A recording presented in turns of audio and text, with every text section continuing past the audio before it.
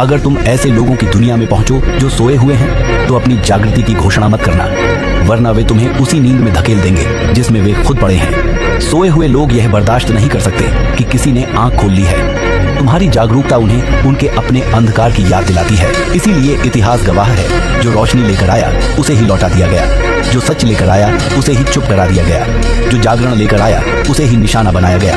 लोगों ने करबलाओं को जन्म दिया क्योंकि किसी के साहस ने उनकी कायरता को नंगा कर दिया, किसी की बुद्धि ने उनकी मूर्खता को उजागर कर दिया, किसी की ऊंचाई ने उनकी नीचता का पर्दाफाश कर दिया। भीड़ कभी किसी ऊंचे इंसान को बर्दाश्त नहीं करती क्योंकि उसकी ऊंचाई उन्हें उनके छोटेपन का एहसास कराती है। इसीलिए इतिहास में हर महान आत्मा को न सिर्फ लड़ना पड़ा बल्कि झेलना पड़ा।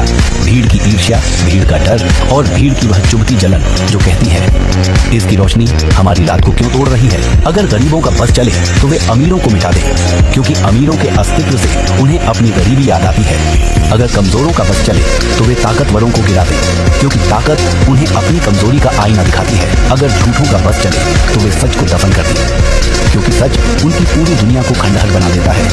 और अगर डरपोकों का बस चले तो वे वीरों को जिंदा नहीं छोड़ेंगे, क्योंकि वीरता उन्हें उनकी बुजदिली का सच दिखा देती है। दुनिया ऐसे ही चलती है। लोग उस इंसान को हटाना चाहते हैं जो उन्हें उनकी असलियत दिखा दे, जो उनके चेहरे से मुखौटे उतार दे, जो साबित कर दे कि दरअसल वे जितना सोचते थे उतने नहीं है। इसीलिए याद रखना, अगर तुम रोशनी लेकर चलोगे तो अंधकार तुम्हारा दुश्मन बन जाएगा।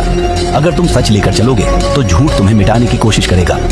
और अगर तुम जागरूक होकर चलोगे तो सोए हुए तुम्हें खतरनाक समझेंगे। पर जो भीतर से जाग जाता है वह जान लेता है सच को स्वीकारना कठिन है, लेकिन सच को सहना उससे भी कठिन। यही वजह है कि दुनिया जागने वालों को नहीं, सोते रहने वालों को सुरक्षित रखती है।